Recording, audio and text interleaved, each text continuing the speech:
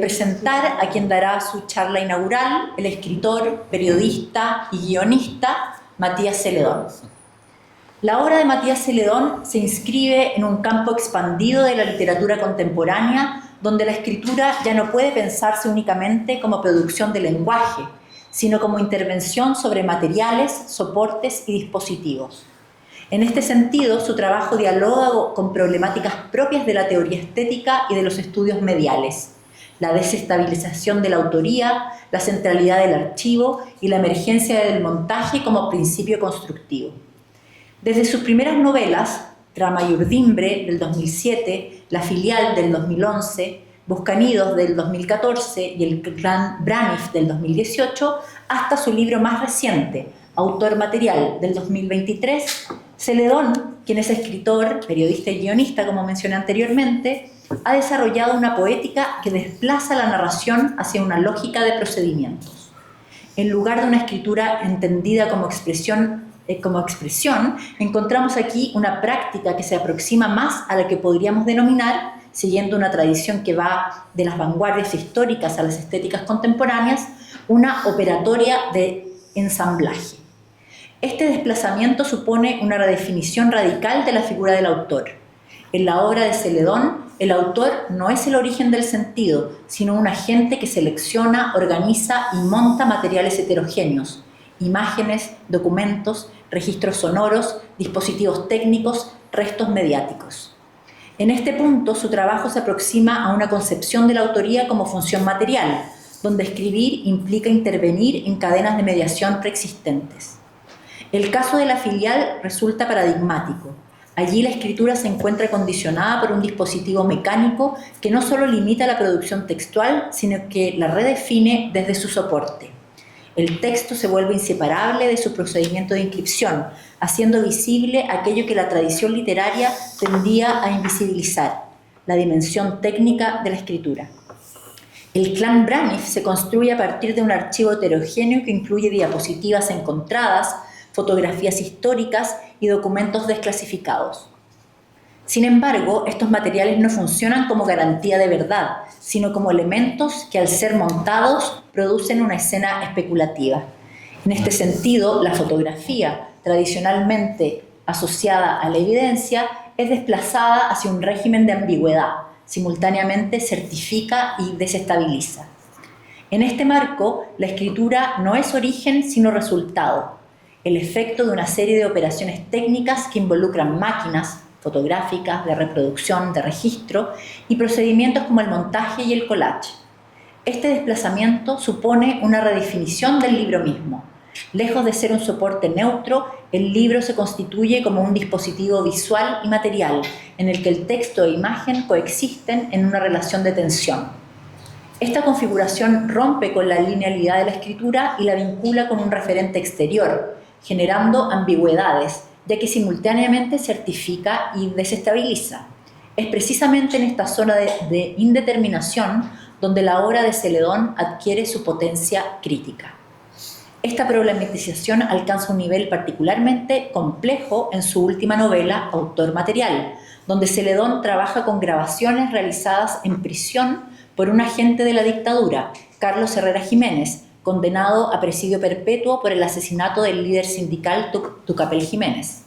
El libro no se limita a citar o representar esos materiales, sino que los reconfigura mediante un montaje que articula voz, texto y archivo. La incorporación de códigos QR que remiten a los registros sonoros originales introduce una dimensión medial que desborda el libro como objeto cerrado, situando la lectura en un espacio expandido. Aquí el montaje no debe entenderse simplemente como técnica compositiva, sino como una forma de pensamiento. En la línea de las teorías del montaje desarrolladas en el cine y las artes visuales, la obra de Celedón construye sentido a partir de la discontinuidad, la yuxtaposición y el intervalo. El relato no se organiza según la lógica lineal, sino que emerge en las relaciones entre fragmentos, en los cortes y en las tensiones que estos producen. Desde esta perspectiva, su escritura puede leerse como una práctica que interroga las condiciones mismas de representación de la historia, en particular de la violencia política. Al trabajar con archivos y voces mediadas, Celedón evita la ilusión de transparencia y pone en escena la imposibilidad de acceder a un relato pleno del pasado. La memoria aparece así como un campo de restos, de mediaciones y de operaciones de montaje. Así, los soportes y dispositivos no son meros vehículos del contenido, sino instancias productivas que reconfiguran el sentido.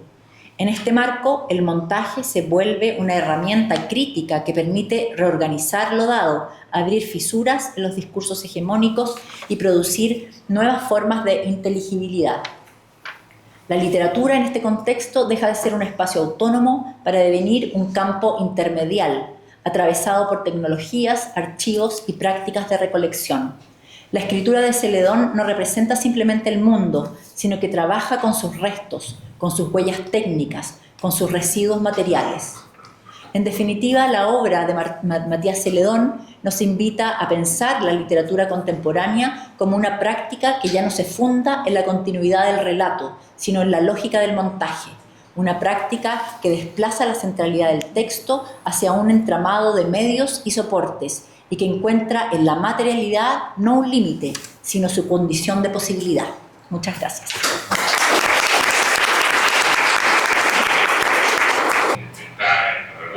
Transcurre el tiempo prescrito por la ley, que aquí en su orden está en rebote. O sea, tú no eres Aquí en su orden está en rebote. esta tierra, no perdón. Aquí en su orden.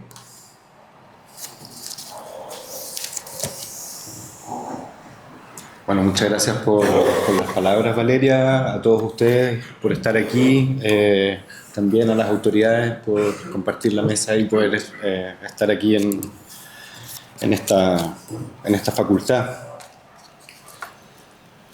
Me vi intimidado por la academia, llamado al campus donde hace 26 años entraba a estudiar periodismo. Era el año 2000 y no solo habíamos sobrevivido a una década como escolares, sino al apocalíptico y cibernético enigma que traería el fin de siglo, encriptado en una duda análoga. ¿Qué sucedería en los computadores a las 0 horas del cambio de milenio? La aldea global, más aldea que nunca, no tenía una respuesta definitiva. En términos de entonces, a los creadores del hardware no les daba el software. Siento un profundo afecto por estos pasillos y me siento muy honrado de poder estar acá, invitado por Valeria a inaugurar este año académico. Por lo mismo titulé esta charla de la manera más académica posible: narrativa artificial, filiaciones y clivajes. Un título hermético, críptico, que bien podría resumirse en los famosos versos del vate palestino Nasal Samir. Se engañaban los viejos poetas, de sobra sabían que trampeaban. Lo cierto es que esta charla podría titularse simplemente Lo que pienso, o lo que sé, o lo que creo que sé, porque un lector se forma leyendo y no siempre cuenta con maestras y maestros. Al igual que en el mundo privado de los sueños, cada quien contiene en su memoria una biblioteca única. El escritor, escribe Barthes, es una persona que encadena citas quitando las comillas. Dicha transgresión diría que consagra al autor contemporáneo y muchas veces lo dota de una inmerecida respetabilidad emanada de una aura ajena. Lejos de la legítima intertextualidad, en tiempos de inteligencias artificiales, conviene distinguir entre escritura no creativa y simplemente falta de originalidad. Un ready-made no es algo que ya fue hecho, sino algo diferente, más parecido a la pipa de Magritte, que al mismo tiempo es, sino una pipa. Los alcances y efectos de la relación entre palabra e imagen son patentes. Entre el oxímoron y la tautología, Magritte enmarca de manera certera la paradoja de las qualias. ¿Cuál es su cualidad inherente, inaprensible? ¿Qué es lo representativo de la representación?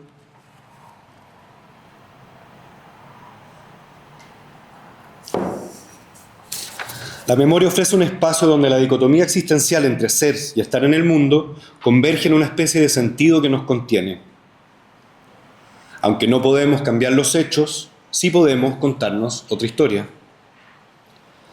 Los documentos que nos vinculan a la realidad objetiva y verificable adquieren un valor distinto en la experiencia subjetiva que compartimos. El libro, como objeto y tecnología, es una extensión material, una prótesis de la memoria y la imaginación. La posibilidad de habitar una conciencia ajena desde una voz o un punto de vista singular, o reconstruir literariamente un crimen sobre la base de un frío expediente, interrogando la verdad de ese archivo para conocer otra historia y comprender una situación que no hemos vivido, nos vincula a nuevas experiencias que enriquecen nuestra comprensión del mundo y su complejidad. En cuanto a nuestra memoria política, recojo una idea de Sylvia Schwarzbach en Los Espantos. Por pertenecer al género del terror, piden a la estética para ser leídos. Para imaginar, uno recuerda, y esos recuerdos habitan una zona parecida al sueño, fácilmente se desdibujan.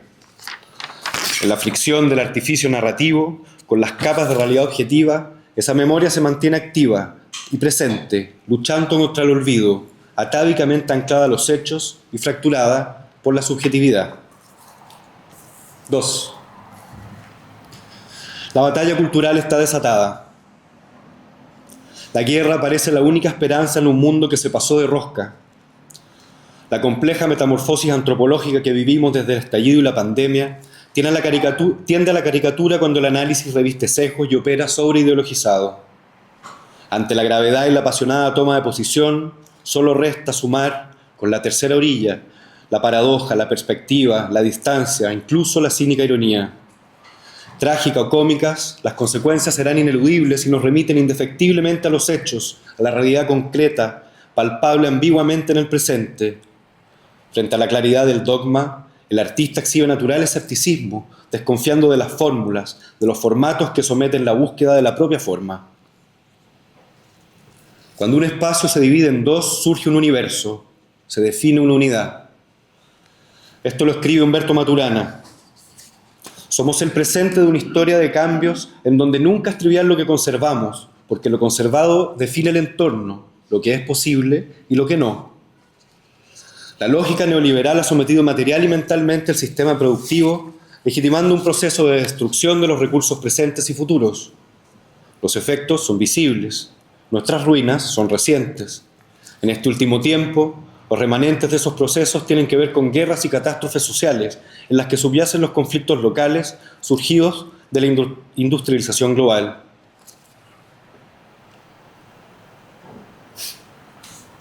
Para Georg Simmel, las ruinas constituyen la forma presente del pasado. En ellas, abro comillas, el pasado con todos sus destinos y mutaciones se concentra en un punto del presente susceptible de intuición estética. Para entender el contraste entre las ruinas idealizadas de la antigüedad con las conflictivas ruinas contemporáneas, hay una línea común que une a Simmel, Walter Benjamin, Sigrid Krakauer, Alexander Kluge o el caso particular de Hubert Fichte, quien visitó Chile y registró a su manera el proceso de la unidad popular. Recomiendo la transcripción de un programa radial titulado Chile, Experimento por el Futuro.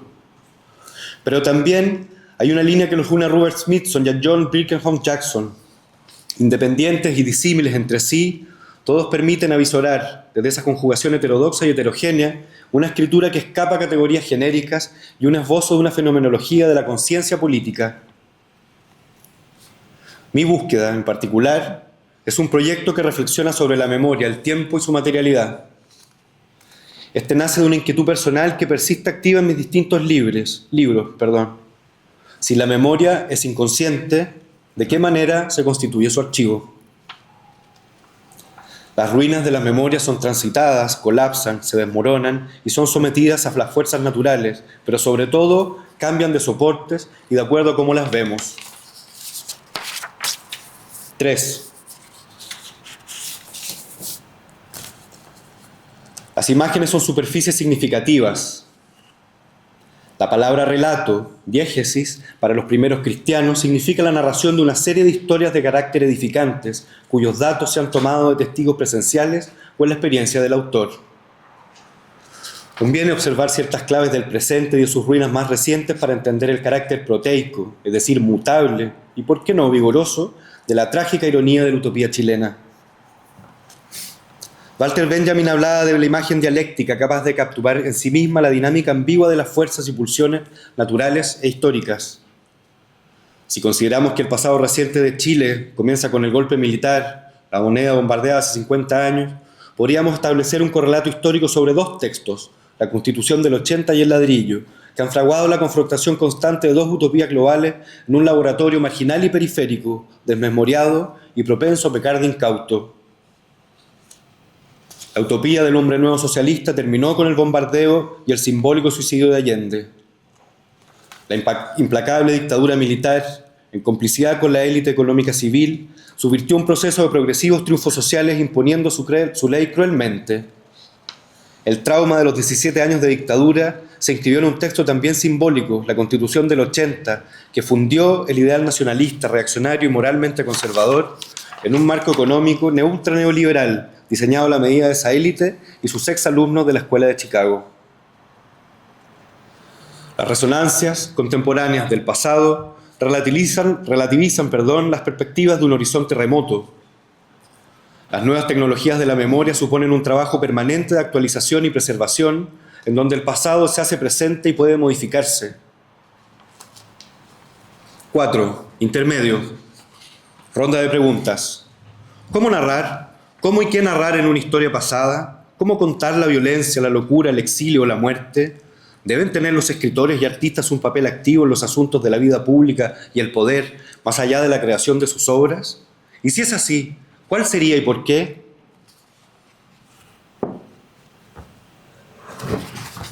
Gracias. La posición del artista y en particular del escritor es siempre minoritaria y en cierto sentido privilegiada.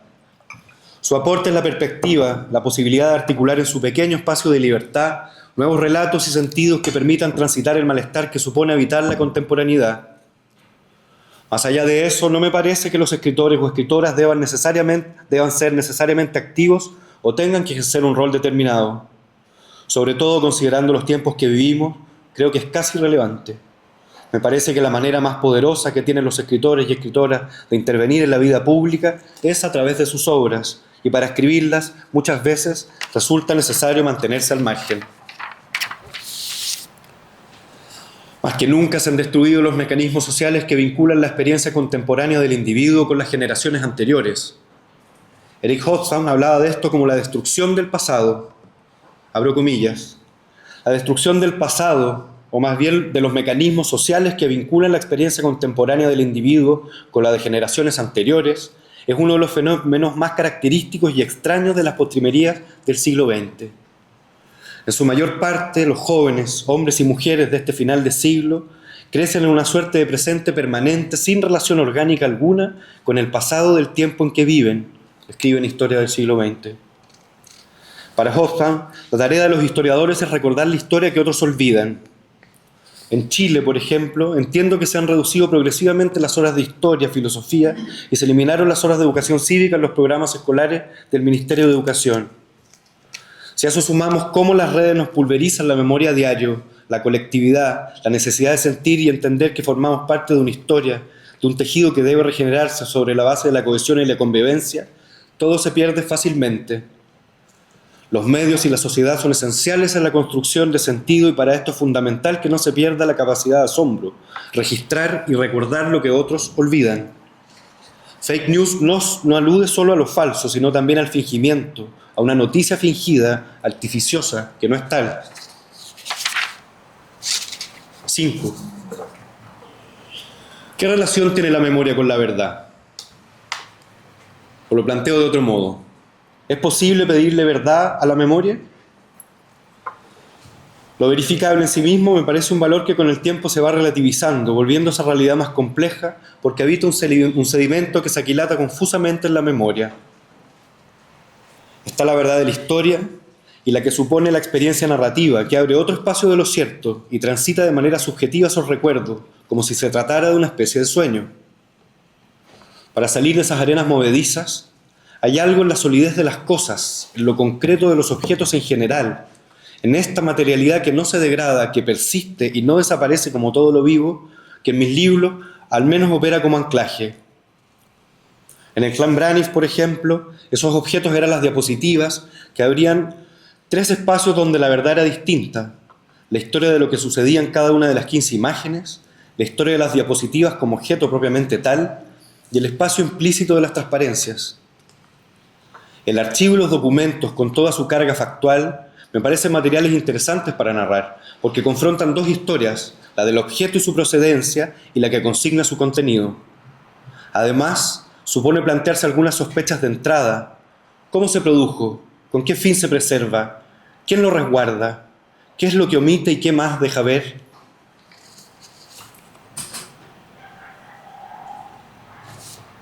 La lengua de la historia y la lengua de la política tienen una gravedad distinta. Impactan de otra manera en la realidad. La literatura puede hablar todas las lenguas, inventar su propio lenguaje de ser necesario y pasar inadvertida, ser leve como una pluma. En ese sentido, es uno de los últimos reductos donde se puede ejercer la libertad de facto. Esa es mi única batalla cultural. Me parece que esa maravillosa posibilidad hay que reclamarla y defenderla con dientes y uñas contra toda tendencia, aunque implique disgustar a la crítica o no seguir los formatos esperados por la industria. En lo personal no me atraen los caminos transitados porque conducen a lugares conocidos. El binomio como concepto me sustrae simplemente una fórmula. Pienso que la potencia de la literatura está en la diversidad de discursos y narrativas, las infinitas voces que quieren decir algo y las maneras que se encuentran para hacerlo. Uno interpela la macrohistoria de su propio microrrelato y en ese sentido está implicado siempre, sin necesidad de decirlo. A veces la habitualidad o cierto automatismo para enfrentar la dictadura desde un lugar predecible adormece la capacidad de distinguir o impide ver con extrañeza asuntos que hemos naturalizado, pero que con otros ojos no tienen nada de natural. En cuanto a mis libros, cada uno ha sido encontrar la mejor manera de contar una historia. No hay otro programa más que el hallazgo de un objeto en sí. Es un universo que empieza a desfragmentarse. De pronto aparecen imágenes, atmósferas, frases, relaciones, voces. Con el tiempo ese espacio empieza a cobrar sentido hasta que resulta inevitable abordarlo. Cualquier conceptualización, como ahora, es un poco tramposa porque en el proceso las decisiones son siempre más bien intuitivas. La forma empieza a definirse por lo que contiene y lo que queda fuera. Pensando en clave experimental, no me resulta tan ajena la idea de Francisco Varela de un laboratorio portátil, un espacio que en sí mismo se vuelve un descubrimiento. El lenguaje como estructura también opera recursivamente, ensimismado. Puede pasar que por indagar en sus mecanismos, la ficción pasa a segundo plano o se pierda de vista, pero al final, más que el artefacto, lo que importa es que lo que se proyecta exista y deje algo. 6. La imagen de una estructura que colapsa tiene un alcance simbólico muy profundo. En representaciones de San Jerónimo, como en distintas escenas de la adoración de los Reyes Magos, de fondo suelen verse paredes desmoronadas o la cúpula caída y maltrecha de un templo antiguo siendo superado por la naturaleza. T.S. Eliot, en El viaje de los magos, muestra una evocadora imagen del pasado que se pierde de cara a un momento inaugural. Qué helada travesía, justo la peor época del año, para un viaje y un viaje tan largo, los caminos hondos y el aire ríspido, lo más recio del invierno, y los camellos llagados, sus patas adoloridas, refractarios, tendidos en la nieve que se derretía.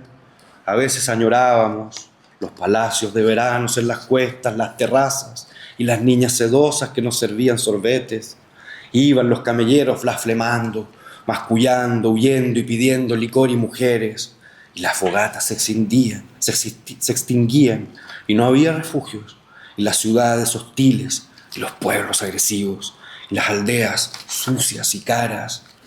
¿Cuánto tuvimos que aguantar? Al final preferimos viajar de noche, dormir a ratos, con las voces cantando en nuestros oídos, diciendo que todo esto era locura. Entonces llegamos al amanecer a un valle templado, húmedo, lejos de las nieves perpetuas, y olía a vegetación, con un arroyo y un molino de agua que golpeaba la oscuridad, y en el horizonte 3 árboles, y un viejo caballo blanco se fue galopando hacia la pradera. Luego llegamos a una taberna con hojas de parra en el dintel, 6 manos junto a una puerta abierta, jugaban a los dados por un poco de plata, y alguien pateaba los odres vacíos de vino, pero no había información. Y seguimos, y llegamos al anochecer, y justo a tiempo encontramos el lugar. Era, podríamos decir, satisfactorio. Todo esto fue hace mucho tiempo, recuerdo, y yo lo volvería a hacer, pero que quede esto claro, que quede esto. ¿Nos llevaron tan lejos por un nacimiento o por una muerte? Hubo un nacimiento, Teníamos pruebas y ninguna duda, yo había visto nacer y morir, pero pensaba que eran distintos. Este nacimiento nos sometió a una dura y amarga agonía, como la muerte, nuestra muerte. Regresamos a nuestros lugares, estos reinos, pero ya no estamos en paz aquí, bajo la antigua ley. Con un pueblo extraño aferrado a sus dioses, cuánto gusto me daría otra muerte. Para Simmel, el impacto de una ruina es trágico cuando el origen de la degradación no viene de afuera, sino como la realización de una tendencia inherente a las capas más profundas de lo que se destruye. Abro comillas. Este equilibrio se quiebra en el momento en que el edificio se degrada y se desmorona, cuando las fuerzas naturales inclinan la balanza hacia su irremediable destrucción, escribe precisamente en su ensayo Las ruinas. A propósito de las obras inacabadas de David Bargur y Walter Benjamin, Ariana Valdés escribe en su ensayo de Ángeles y ninfas, cito: la acumulación de materiales no puede menos que buscar una especie de búsqueda angustiosa, de fragmento en fragmento, de esa estructura subyacente, es decir, de un sentido. Pero aclara, no cualquier sentido, un sentido siempre inminente que se escapa y nunca se deja capturar por completo.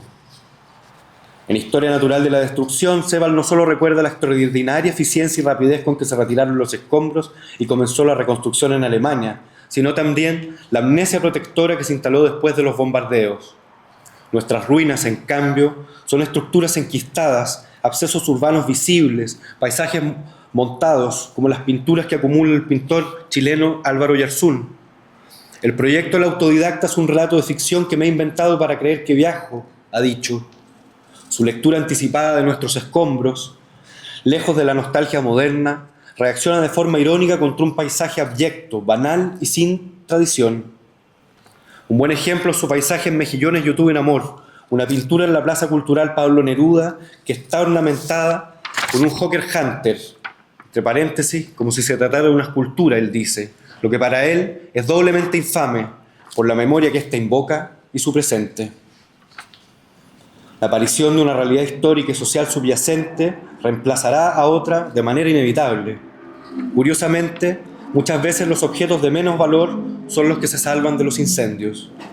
De cara a un nuevo punto de inflexión, conviene distinguir aquellos elementos que constituyen una nueva fase de la cultura dominante de los que se oponen a ella. 7.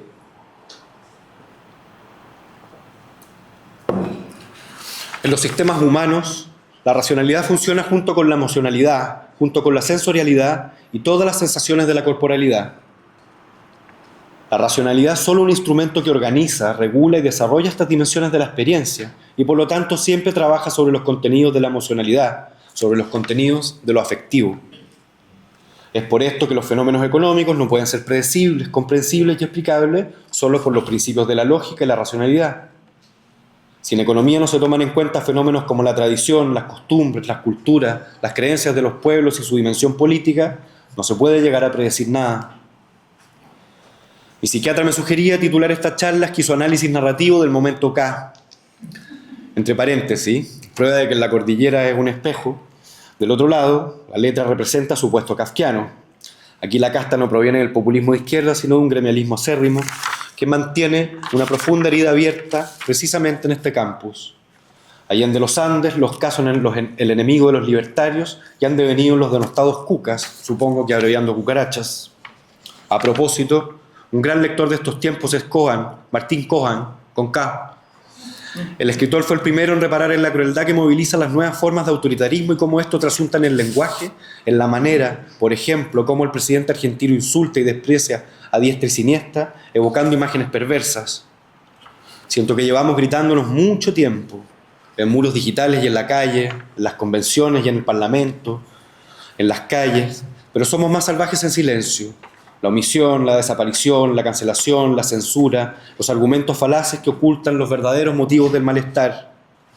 El miércoles se vota en el Senado el paquete de normas que el gobierno ha decidido llamar, hasta hoy, Ley de Reconstrucción Nacional. Al igual que la ley Omnibus o el paquete de medidas a las que condicionaba Trump el éxito de su segundo mandato, se trata de un conjunto misceláneo de leyes con que buscan imponer un nuevo marco de entrada. Se habla de un nuevo clivaje desde el categórico triunfo del rechazo, pero se hace mucho menos énfasis en que la propuesta política valórica del segundo borrador también demostró ser absurdo. Pese a ello, hay indicios de que la nueva fractura es más conveniente que cierta. Las señales más evidentes, ya naturalizadas, pasan desapercibidas. En una entrevista a propósito de su libro Los más ordenaditos, el poeta y antropólogo Yanko González reflexiona: hasta fines de los 70, la dictadura sí desplegó instrumentos simbólicos e institucionales de raíz fascistas, no solo porque usó el terror de Estado para rescatar al capitalismo de la arremetida obrera, que es la lectura clásica de la izquierda, sino porque intentó reemplazar los ideales republicanos por una religión política ultranacionalista, catolicista, antimarxista, militarista, semicorporativista y sobre todo refundacional. La cruzada belicista de la reconstrucción nacional, ¿o no? A la memoria no se le puede corregir el mal gusto. A veces el pasado también puede empeorar. Actualmente se puede acceder al Museo de la Memoria por la estación de Metro Quinta Normal y ver la investigación expuesta por la artista Milena Moena. No hace falta salir a la calle. Por una sala del -1 está abierto el acceso al museo y la entrada es gratuita. La exposición Comprométase con Chile apela directamente a los alcances del Plan de Reconstrucción Nacional impulsado en 1973 por la Junta Militar. Según el texto curatorial de la exposición, comillas, una carta mecanografiada, firmada y encabezada con una bandera azul con 4 estrellas blancas. En esta misiva, fechada en mayo de 1974, se lee: José Toribio Merino Castro, almirante, comandante en jefe de la Armada, remitente oficial del documento en cuestión. Continúa con profunda consideración y estima un saludo y agradecimiento por el noble gesto de haber enviado la argolla de matrimonio para cooperar al Fondo de Reconstrucción Nacional. Más adelante sigue el mismo texto. El discurso sobre la crisis económica y desastre fiscal impulsado por la derecha y sus colaboradores caló hondo en la población, convenciendo al pueblo de que esta libertad impuesta a la fuerza conllevaba un costo ineludible que debíamos asumir colectivamente, siendo las mujeres chilenas y sus familias quienes cargarían con este peso económico y moral. Cierro comillas. La exposición forma parte de una extensa investigación de la artística llevada adelante por Moena Moreno, y su equipo. Esta investigación desentraña y presenta una serie de reflexiones críticas sobre este olvidado episodio histórico. A través de la revisión de archivos oficiales y una profunda reflexión sobre las materialidades de la memoria, desarrolló diversas piezas que nos invitan a preguntarnos por el destino de los metales donados, sino también a reflexionar sobre el impacto de estas estrategias en la memoria colectiva, a nivel local y global, arrojando luces, comillas, sobre las injusticias y manipulaciones de ayer, las dudas vigentes con nuestra democracia y los proyectos políticos actuales que modelan a la ciudadanía contemporánea. Cierra el texto curatorial. Pienso entonces la necesidad de restaurar esas ruinas. ¿Qué clase de reconstrucción comienza con esos gestos, con esos guiños? ¿Hace falta acuñar de ese modo la primera gran iniciativa? ¿Que la primera acción del ministro de Justicia, defensor de Pinochet por la Operación Colombo, sea descabezar el Plan Nacional de Búsqueda? ¿O revertir el decreto que expropiaba a Colonia Dignidad? ¿Qué nuevos clivajes se pretenden instalar cuando la filiación es tan profunda de sangre? Como país telúrico, sabemos lo que acontece en el manto cuando las capas profundas friccionan la superficie. Una narración minúscula insertada en el mundo modifica sus escalas. Pienso en los jardines japoneses y los peces que adornan los estanques. Ante el tamaño de un bonsái, el pez se acomoda al cuadro y se hace una metáfora de la ballena, el delfín o un presagio de la buena suerte. Algo similar ocurre con las personitas de ferromodelismo de Liliana Porter o en ciertas narraciones de Copy, como en El Uruguayo, donde la historia se contiene, crece y se despliega en una representación en microescala y recursiva de ese mismo cosmos. La narrativa o lo narrativo es transversal a muchas disciplinas y, por supuesto, no es excluyente de la literatura. Por lo demás, hoy surgen textos que dan cuenta de la porosidad de los nuevos tejidos. La convergencia digital, sin duda, propicia cruces y puentes intertextuales, pero también genera relaciones endogámicas y de parasitismo. Reventada la burbuja de esa autonomía, la escena de la literatura se debate entre una serie de textos híbridos. Por eso resulta irónico que las minutas y recetas generadas por inteligencias artificiales, la nueva narrativa de la política chilena, ante el barranco de la incerteza o la ineficacia, se aferra a un lenguaje arcaico, superado, anclado en la bilateralidad. Abro comillas, entre comillas. Todos los bilaterias son gusanos, incluidos los seres humanos, y en esto la teología medieval no se equivoca. Es decir, tienen un eje longitudinal, un eje monumental, un lado derecho y un lado izquierdo. Esto los diferencia de los radiata, en los que varios rayos se extienden desde un centro. Para nosotros, los bilaterales, el mundo es bilateralmente simétrico. O es o no es. Y la tercera opción queda excluida.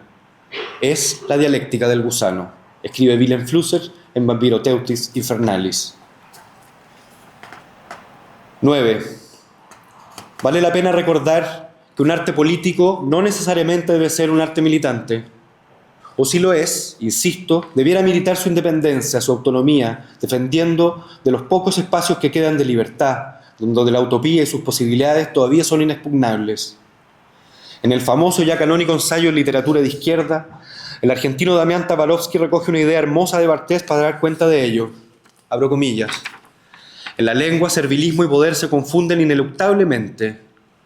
Si se llama libertad no solo a la capacidad de sustraerse al poder, sino también y sobre todo a la de no someter a nadie, entonces no puede haber libertad fuera del lenguaje. Para Tabarovsky, cuando la literatura no se sustrae a la hegemonía del lenguaje, cuando no lo enfrenta, no lo trampea, entonces no es más que mera reproducción lingüística del poder. Abro comillas, ese lugar en el que se escribe e inscribe la literatura de izquierda, ese otro lugar que no es la academia ni el mercado, no existe. O existe, pero opera de manera inoperante. Es el despliegue del presente en su esplendor, escribe Tabarovsky, la voluntad por suprimir de la literatura toda experimentación y seguir llamándola literatura. Si los procesos sociales pueden ser vistos como producción de inconsciente, el inconsciente es el laboratorio en el cual se producen los escenarios de las acciones sociales. Víctor Shklovsky, en Teoría de la prosa, se refiere a emular el salto del caballo en el ajedrez, transitar la criba del tablero de la realidad de manera oblicua, esquivando tanto las filas como las columnas, las certezas, los dogmas. De este modo, las zonas liminales que el arte transita pasean y pasean los discursos oficiales, institucionalizados, aparentemente pétreos, pero que al final del día, de una década o un siglo, comprendemos que están siempre en la misma disputa y lo que públicamente se dice rara vez se condice con lo que se siente en la intimidad. Ayer, el menor obtuvo el primer lugar del Mundial de Freestyle Red Bull en el Festival de Artes Verbales y Batallas Escritas. Me pregunto, ¿por qué no nos invitan? Nuestras batallas teóricas se traducen comercialmente en libros que se miden exitosos más por compradores que por lectores. Entonces, para el resto, solo nos quedan estos espacios para la discusión atenta, reflexiva, letrada, donde las artes verbales anacrónicas demuestran, como las piedras, su propia dinámica erosiva. 11. La memoria es el espacio donde la realidad y el espíritu, entre comillas, se encarnan. Lo digo así entre comillas porque el soporte de esa memoria puede ser humano o artificial, entendiendo esto como cualquier dispositivo tecnológico proveniente desde las tablillas de escritura cuneiforme, o por qué no, desde las pinturas rupestres. Héctor Libertela se refería a los cavernícolas como aquellos escritores que custodian en las cuevas del presente la remota tradición de lo nuevo. En la Edad de Piedra, escribe Piglia, en la prehistoria de la lengua, habría existido un uso salvaje de la palabra al que era preciso estar atento para descubrir lo que vendría. Tanto para Piglia como para Libertela, la leyenda de ese origen debe ser recuperada y vuelta a narrar. Comillas, se trata entonces de buscar en el presente los rastros de una enunciación primitiva, indómita, dice. Fue en Talca, al recibir el premio José Donoso, que Piglia dio una conferencia en la que establecía un posible origen de la narración rastreando su forma inicial en la prehistoria de los grandes modos de narrar. Cito, podemos imaginar que el primer narrador se alejó de la cueva, quizá buscando algo, persiguiendo una presa, cruzó un río y luego un monte y desembocó en un valle y vio algo ahí, extraordinario para él, y volvió para contar esa historia. Hace 400.000 años, los humanos conquistamos el fuego y esa iluminación artificial nos permitió entrar en galerías y cavernas más profundas. Es ahí donde encontramos la impresión más directa de nuestras primeras intenciones narrativas. Al parecer, somos una especie predispuesta adaptativamente para contar, inventar y escuchar historias, describe un hallazgo arqueológico un hallazgo arqueológico publicado en revista Nature que sienta un nuevo precedente en la historia del arte. Se trata de la primera escena de la que hay registro, el origen del arte narrativo. Este panel encontrado en una cueva de un acantilado en la isla Sulawesi, en Indonesia, data de unos 44.000 años de antigüedad. Puede ser la primera narración conocida. La escena muestra 8 figuras pseudoantropomórficas cazando con cuerdas y lanzas a un grupo de jabalíes y búfalos enanos. El factor enano de los búfalos aporta un componente fabuloso. Con todo, son más grandes que las figuras humanas. Hasta este hallazgo, las escenas más antiguas se encontraban en la cueva de Chauvet, cuyas impresionantes galerías con animales que en la penumbra aparecen en movimiento, son develadas por Werner Herzog en el documental La cueva de los sueños olvidados. Por supuesto, se presumía que la explosión del arte sucedió en Europa con la llegada del Homo sapiens. Lo interesante de encontrar arte rupestre mucho más antiguo es que podemos inferir que la expresión artística sea probablemente en todo el mundo a la vez. Podemos imaginar, dijo Piglia en la casa central de la Universidad de Talca, que el primer narrador fue un viajero y que el viaje es una de las estructuras centrales de la narración. Pero como sabemos que no hay un origen único, aclara también, podríamos imaginar que el otro primer narrador ha sido también el adivino de la tribu, que narra una historia posible a partir de rastros y vestigios oscuros, indicios que no se terminan de comprender. Alguien que leía signos, que leía el vuelo de los pájaros y que para descifrarlos necesitaba construir un relato. Para Piglia, la reconstrucción de una historia cifrada a partir de ciertas huellas para recuperar una realidad ausente, un sentido olvidado, el relato como investigación, sería otro modo primitivo de narrar, muchísimo más antiguo que el libro negro. Cesaraira propone otra narración precursora, una variante procedimental, aunque enseguida reconoce que como mito de origen es bastante dudoso. Lo cito: contarles a los amigos o a los vecinos de caverna cómo cazar un bisonte es un simple acto de comunicación, al que la lengua es puramente funcional. Pero contarles la historia que sugieren esos bisontes y cazadores en la pared, eso bien podría ser un anticipo de literatura. Aire imagina un comienzo posible de la literatura como descripción o éfrasis, una interpretación fabulosa de un dibujo o una estatua. La mediación de las imágenes impone una distancia y la distancia crea un espacio en el que las palabras pueden resonar y multiplicar su expresión más allá de lo utilitario, dice. En la teoría de la bolsa de la ficción, Úrsula K. Le Guin apunta certera que aunque los mamuts ocupen espectacularmente las paredes de las cuevas y nuestras mentes, lo que efectivamente hacíamos para seguir vivos y gordos era recoger semillas, raíces, brotes, además de atrapar animales pequeños para aumentar las proteínas. De este modo, propone un paradigma diferente, el narrador, recolector. Roger Caillois va más lejos y en la escritura de las piedras ven las mismas líneas de las piedras, no en las figuras recreadas sobre ellas, el origen del lenguaje. Nunca sabremos si las pinturas se aprovecharon si las pinturas se aprovecharon de los contornos rugosos de las cuevas o fueron esos volúmenes, esas texturas, las que dieron origen a las primeras formas narrativas. 12, y por último, para terminar, quiero hablar del eslabón perdido. Sergio Chekjev, un observador sensible a los cambios tecnológicos que transfiguran el mapa de lo real y lo original. Me parece que en este punto el autor argentino es de una lucidez iluminadora. En Últimas Noticias de la Escritura, parte de una tesis y un hecho. La tesis, toda herramienta de escritura, lo es también de pensamiento. El hecho, la plasticidad con que la esfera digital emula la cultura impresa a pesar de su intangibilidad. El libro se propone describir algunos efectos o las posibilidades literarias de ser contemporáneos del cambio de paradigma o la convivencia entre ambas escrituras. Rastrear esa pérdida y observar de qué manera se restituye. La escritura, en tanto inscripción en una superficie, en esta era digital, se confronta con mecanismos analógicos inmateriales que hemos ido incorporando al acto mismo de escribir. Chekjev conceptualiza y reflexiona sobre muchos fenómenos que me interesan. Me atrae esa idea del flujo de las novelas superpuestas, de los distintos recorridos sobre el mapa que acaba siendo territorio después de la lectura que supo interpretar con tanta sobriedad. Aunque todavía no lo termine de entender, entiendo que hay algo nuevo en su reflexión. Entiendo que hay algo nuevo en su reflexión en torno a las escenas de escritura. ¿Cuáles y cómo son esas escenas de hoy, esas escenas hoy? ¿Qué dicen del nuevo autor o la nueva autora? Si cambia el sujeto, ¿cambia también el objeto? ¿El para qué escribimos? Seguramente. Las esferas públicas se moldeó en las opiniones de los cafés literarios donde se fumaba y se bebía de manera muy intelectual. Hoy no se puede fumar en esos lugares y la gente dialoga con la interfaz de alguna pantalla antes que polemizar con alguna parroquiana. Esto, por supuesto, no tiene nada de malo, solo es distinto y como tal supone cambios. Percibirlos es un ejercicio de conciencia y de adecuación a la nueva realidad. La idea de las ruinas como rastros latentes de la cultura más que los restos de tiempos pasados fue prefigurada por Benjamin, quien aplicó la categoría a los pasajes de París, a sus objetos y a sus materiales, con una imagen del ocaso de la modernidad.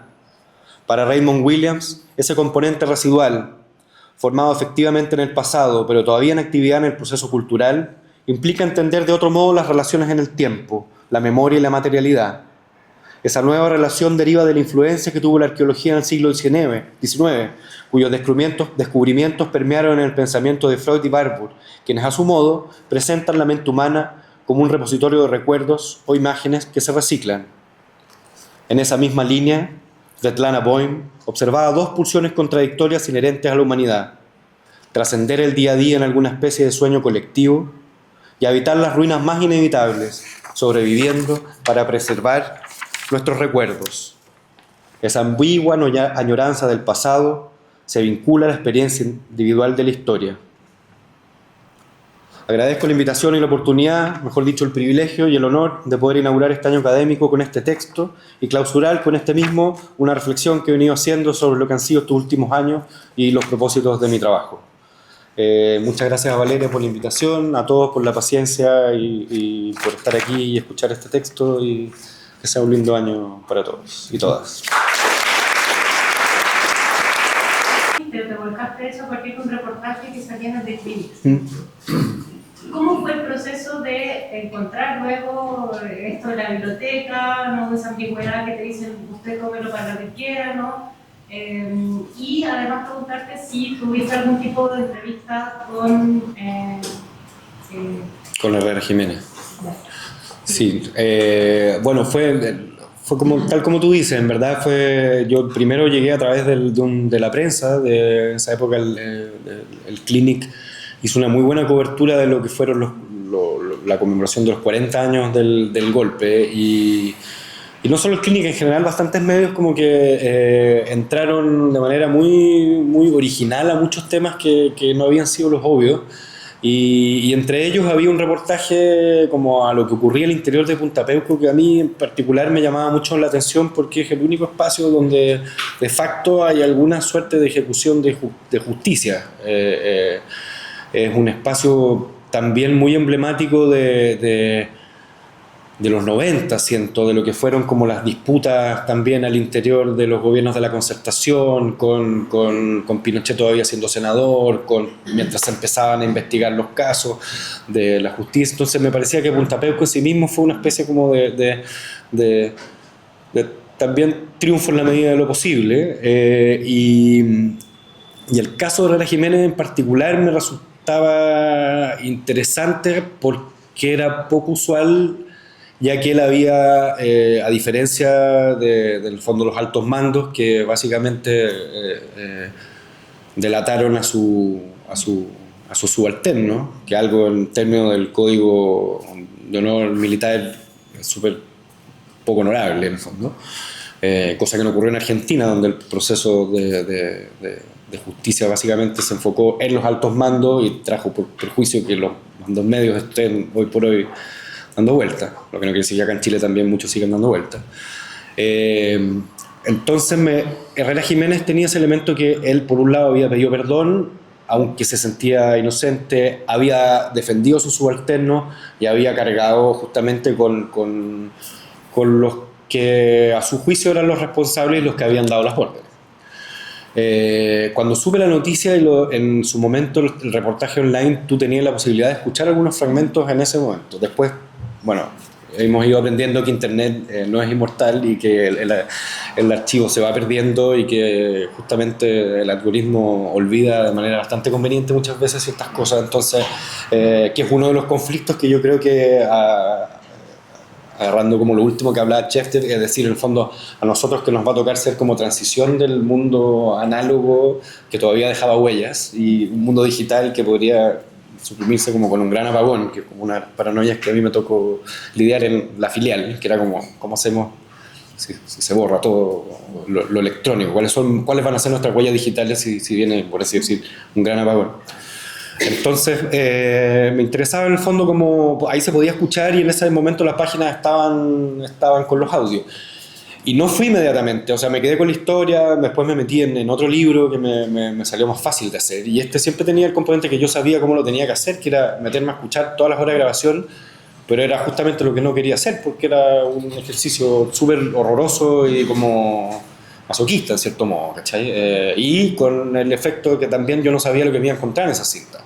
O sea, en algún punto yo pensaba que en algún acto, en alguna noche de contrición podía haber en una de esas horas de grabación alguna suerte de confesión o un mensaje encriptado, porque de alguna manera también yo me fui metiendo por así decir, como en las propiedades del sonido y de alguna manera desde el sonido él podía salir de la cárcel, o sea, era una voz que estaba saliendo, una manera de tener no sé, uno que viene con la paranoia de la Guerra Fría, como que me parecía que era una posibilidad súper latente de ir dejando mensajes de salir de la cárcel, por así decir. En algunos espectros. Entonces, claro, llegó un momento donde dije, bueno, toca hacerlo, y coincidió mucho como con el estallido, donde yo dije, bueno, esto va a acaba de cambiar, por así decir, la historia de Chile, ya nunca más vamos a volver a hablar de la dictadura, ahora viene un minuto, un nuevo ciclo político, o lo hago ahora o no le va a interesar a nadie este texto, ¿cachai? Entonces me puse y fui a la biblioteca, comencé a ir, pedí los cassettes, efectivamente corroboré que las cintas existían, todavía existían, ya no existía la Divina Comedia, lo cual también habían cambiado también un poco como alguna gente que había estado a cargo de la directora, porque habían pasado ya 10 años, y claro, escuchar el Purgatorio leído por un personaje en sí mismo ya era una pieza incómoda. Y al escuchar fui como conociendo la naturaleza del material y dándome cuenta de lo que había ahí, que era quizás lo que tenía más valor, más allá de los libros y lo que él decía, era que había una grabadora durante 82 horas al interior de esta celda, y era la posibilidad de ver, entre comillas, o de observar sonoramente o documentar sonoramente un espacio que todos imaginamos y existe en nuestra mente, pero nunca hemos visto. Y eso a mí me parecía... Hay una artista norteamericana, fotógrafa, que se llama Taryn Simon, que tiene un trabajo fotográfico súper interesante que se llama Hidden and Unfamiliar Places, algo así, creo que. Y fotografía lugares que en el fondo nunca hemos podido ver, pero todos hemos imaginado. Que me gusta ese espacio, en el fondo. Algo que no hemos visto, pero que imaginamos, en el fondo, dónde está, dónde sucede, dónde ocurre. Y el proceso de escucha, que fue súper como ocurrió en pandemia, de alguna manera el confinamiento a mí me pegó desde ese lado, como de sentir cómo puedo avanzar en lo que yo hago si no puedo salir ni siquiera al ascensor sin mascarilla. Entonces como que dije, voy a estar en una especie de situación de confinamiento que me permite de algún modo también enfrentarme al material desde otro lado. Y respecto a la pregunta que me hiciste, como si quise hablar con él o si hablé con él, casi se dio por casualidad, porque llegué a Punta Peuco, porque el último término, como que una de las tesis del libro era como ¿cuán neutro o se puede disociar la voz de un relato neutral, de un audiolibro, o la voz es indisociable de una identidad y acarrea, por así decir, la biografía? Porque como, no sé, pues los agentes siempre se escudan en la idea de la identidad operativa y la chapa, y perfectamente pueden disociar su vida de agentes con su vida familiar a partir de esta identidad operativa. Lo que también habla, el autor también a su manera, el autor-escritor también se disocia en su ficción mucho, y también convive con su locura a partir de esta posibilidad de transustanciar sus propios espacios mentales. Pero al llegar ahí necesitaba que me firmaran autorización para poder yo publicar esto, asegurándome que no me iba a meter en juicio, en el fondo. O sea, en último término tuve que ir a Punta Peuco y fue tan rara la llegada, y como que yo dije, necesito una firma, y como que no había ni un protocolo aparentemente, no había wifi, porque me decían que parece que se roban mucho los cables de cobre en la zona, por lo tanto es una cárcel de muy poca seguridad. Y como que me dijeron, sí, lo vamos a buscar, y como que se dio la posibilidad como que lo iban a ir a buscar para traerme para que firmara, algo absolutamente improcedente. Y a lo que yo no iba preparado, yo pensé que yo no lo quería enfrentar. Y de alguna manera yo intenté también no enfrentarlo porque son personajes que efectivamente son muy expertos en la manipulación y él ha hablado mucho en prensa, bueno, están todos sus audios. O sea, es un tipo con el que yo quería trabajar justamente con los restos, que iba a quedar de él. Y él nunca dejó de contar su verdad y de ir a cada lugar hablar cada vez que lo pusieron el micrófono. Yo dije, yo no quiero trabajar en este espacio, no quiero que él termine apropiándose del libro. Yo justamente quería hacer el ejercicio inverso, quería apropiarme yo de ese archivo y desactivarlo, o sea, como de qué manera lo hago decir, no lo que él quiere decir, o de qué manera trabajo con este audio que me parece horroroso, que cualquier persona, no solo una persona no vidente, porque la verdad que la biblioteca ciego puede ir cualquier persona, se enfrente a escuchar a ciegas un audio y, no sé, quién sabe. Él fue juzgado por 2 crímenes, pero eso no quiere decir que él no haya estado en numerosas sesiones de tortura y la posibilidad de que estén anónimamente las voces grabando textos que tampoco son del todo neutros, porque uno también se pone un poco suspicaz. Hay una bibliografía que de alguna manera también hace eco. O sea, lo que a mí me fue pasando con la escucha es darme cuenta que en el fondo toda bibliografía es un correlato un poco de lo que hablábamos un poco de los libros lugares comunes, o sea, como uno está presente en lo que selecciona, no necesariamente en el yo, y creo que me interesaba más bien trabajar con él como sujeto de esta historia y interpelarlo y poder usar ese archivo más que enfrentarme a una conversación con él a la que seguramente iba a perturbarme y no tenía ganas de abrir esa puerta, la verdad. Después uno de los gendarmes dijo, oye, pero ¿cómo puede ser? Porque no lo encontraron, que me pareció más raro, como no lo encontramos, fue como, ¿dónde está? ¿Cómo no va a estar? Y dijo, no, esto no puede ser así, tiene que ir a hablar con la comunicación de gendarmería, y ahí fue encausado, fue llevado a la oficina donde me deberían haber llevado desde el principio. Así que nada, bueno, son las cosas que ocurren como yendo a buscar las historias, que yo creo que es un poco también algo que me hubiera gustado que quedara claro de esto, que es como la importancia de seguir estando en el mundo, porque el mundo es lo que nos va a sobrevivir, no estos espacios inmateriales. Y creo que hay una buena pregunta, y que es la pregunta de Chester, que es ¿qué le va a pasar a este archivo? ¿Dónde va a quedar este archivo inmaterial? ¿O qué clase cómo, o cuán agradable es un archivo digital que ya sabemos ¿cómo se dice? Lo vulnerable que es la red? ¿Sí? Entonces, como que por ese mismo lado creo que lo material vuelve a cobrar importancia, y creo que hay cosas que si no quedan en estos circuitos más periféricos, o que al menos hoy por hoy no son, por así decir, ¿cómo se dice? Sí, lo más interesante de la fiesta, pero a la larga vamos a ir a las bibliotecas, vamos a ir a los archivos, vamos a ir a lo que queda. Creo. Gracias. ¿Alguien más quisiera hacer una pregunta? También queda la posibilidad de que vayamos hacia el instituto, donde podemos seguir conversando, quizás de manera más informal.